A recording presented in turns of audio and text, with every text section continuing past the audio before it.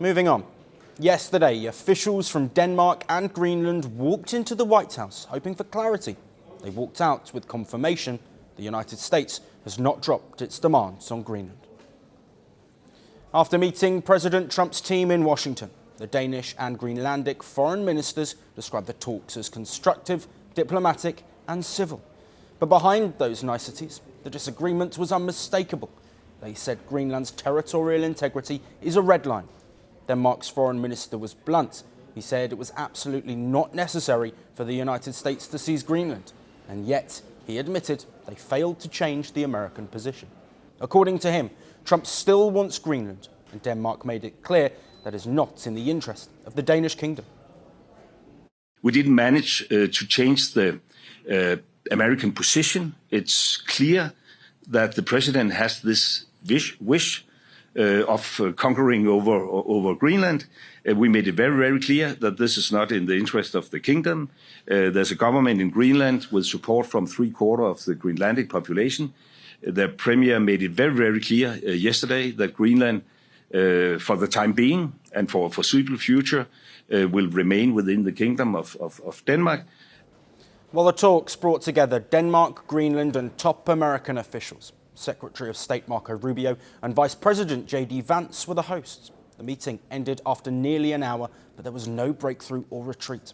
What they did agree on was the process. A working group will now be formed.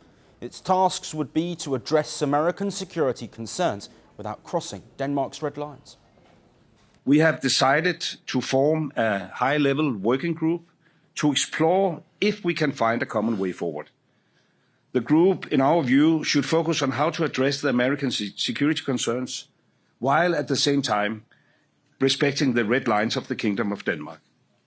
We expect that such a group will meet for a first time within a matter of weeks. President Trump, meanwhile, remains unmoved. He says the United States needs Greenland for national security, that European promise are not enough, and that something eventually will work out. From the Oval Office, Trump went further. He said Greenland is vital, not just for US security, but for Denmark's as well. And that Denmark, in his view, cannot protect it if Russia or China decides to act. Well, we're going to see what happens with Greenland. We need Greenland for national security, so we're going to see what happens. They're going to brief me on the meeting right after this conference. In fact, the sooner I get you out, the faster I'm going to know exactly what happened. But we have a very good relationship with Denmark, as you know. We'll see. But, we're doing the Golden Dome. We're doing a lot of things, and we really need it. If we don't go in, Russia's going to go in, and China's going to go in. And there's not a thing that Denmark can do about it, but we can do everything about it. But Europe is pushing back. France, Germany and Norway have pledged troops to a Denmark-led multinational force. They plan a stronger military presence in and around Greenland, with NATO allies involved. The message is unmistakable. Greenland is not undefended, and it is not alone. Now we are going to have a larger military footprint, and we are doing so because we believe it is the right thing to do. Also in relation to the need to have a greater degree of presence together with other NATO allies. This is also something that we have discussed continuously in NATO over the past 2 years, where I myself have strongly argued that NATO needs to take a greater interest in security to become a part of the NATO framework.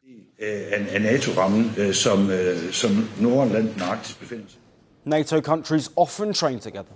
The Arctic has seen years of joint exercises. The US already has around 150 troops at its Bidefik space base in Greenland. But timing matters, and symbolism more so. This show of unity comes at a moment of deep strain inside NATO, because for the first time in decades, Europe is confronting an unthinkable question. What happens when NATO's most powerful member talks about annexing the territory of another? Greenland is no longer just ice and geography, or a mere island. It is power, security and sovereignty. And how this standoff ends could redefine alliances that have held for generations. The world doesn't fit in boxes, so why should your news? From battlefields to negotiation tables, from internet outrage to real-world injustice. The conversations everyone is having, and the ones they're avoiding. It's the same show, but this new year, Firstpost America gets a new look. I'm Kerry Johnston, and this is Firstpost America.